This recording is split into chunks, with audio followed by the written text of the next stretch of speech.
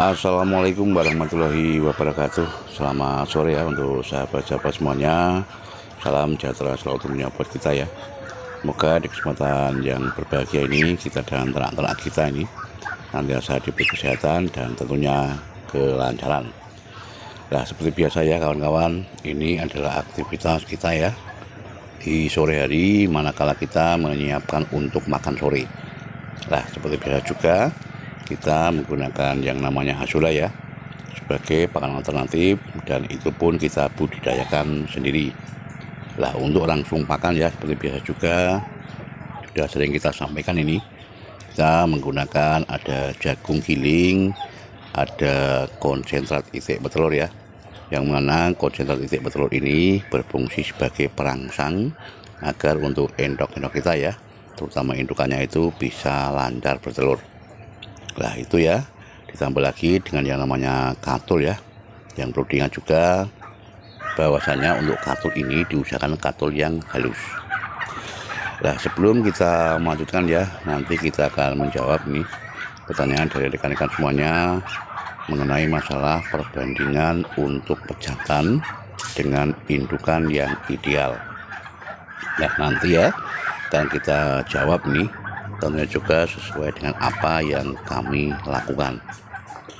Bahwasanya peternak endok ya, terutama yang pembibitan dengan sistem koloni seperti kita ini ya kawan-kawan, memang untuk perbandingan pejantan dengan indukan itu memang harus betul-betul diperhatikan, dikarenakan memang untuk pejantan ya sangat berpengaruh sekali terhadap masalah fertilitas telur yang dihasilkan oleh indukan-indukan kita.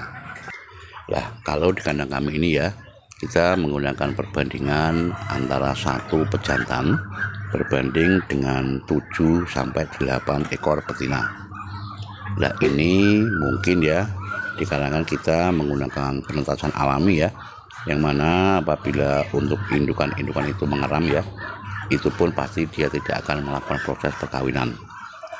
Nah, kalau disimpulkan juga bahwasanya untuk perbandingan ini ya, yang idealnya itu memang 1:10 pun tidak masalah.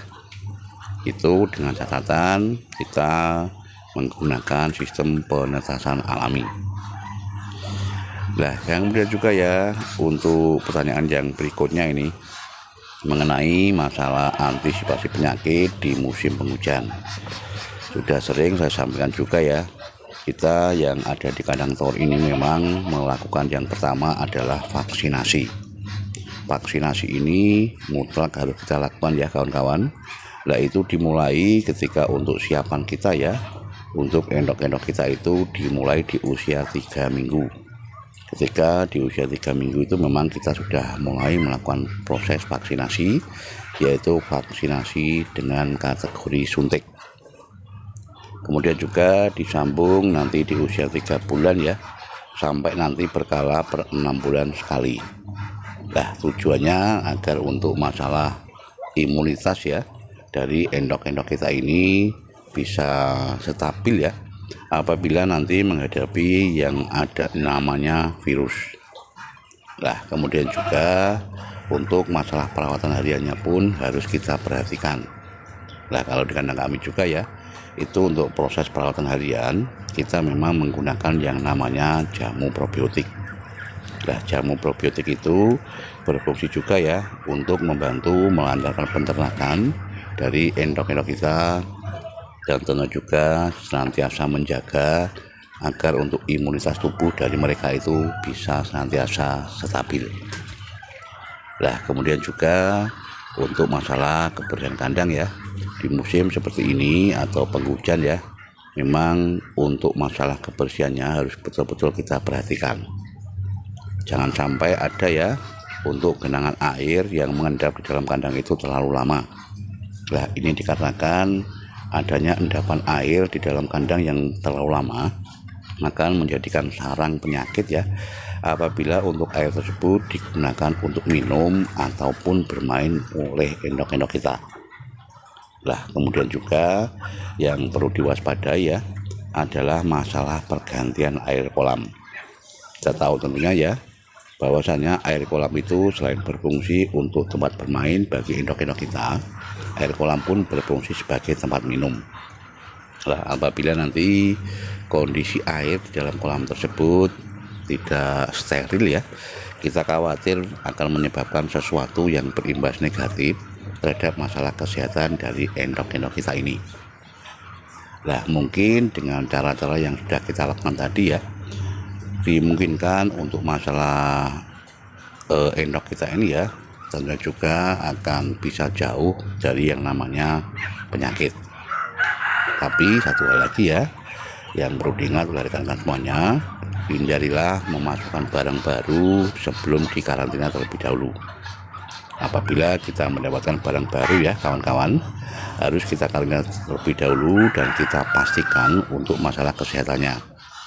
Jangan langsung dicampur ya dengan barang yang sudah ada, dikarenakan nanti untuk imbasnya apabila endok yang baru itu ya membawa virus penyakit, takutnya nanti juga akan menyebar ke endok-endok yang lain. Nah, mungkin itu ya untuk rekan-rekan semuanya, sedikit yang bisa kita sampaikan ini. Harapan kami atau harapan kita semuanya ya, semoga untuk usaha kita ini ke depannya bisa semakin berkembang dan tentunya juga bisa semakin menghasilkan. Senantiasa waspada ya, jangan sampai terlena di musim seperti ini dan menyangka untuk endok-endok kita ini dalam kondisi yang bagus atau yang sehat. Dikarenakan untuk masalah virus itu ya kawan-kawan, untuk datangnya itu tidak permisi terlebih dahulu ya. Makanya kita harus tetap konsisten untuk melakukan perawatan dengan cara yang baik ya. Dan nanti berharap untuk endok kita ini bisa terbebas atau selamat dari yang namanya virus.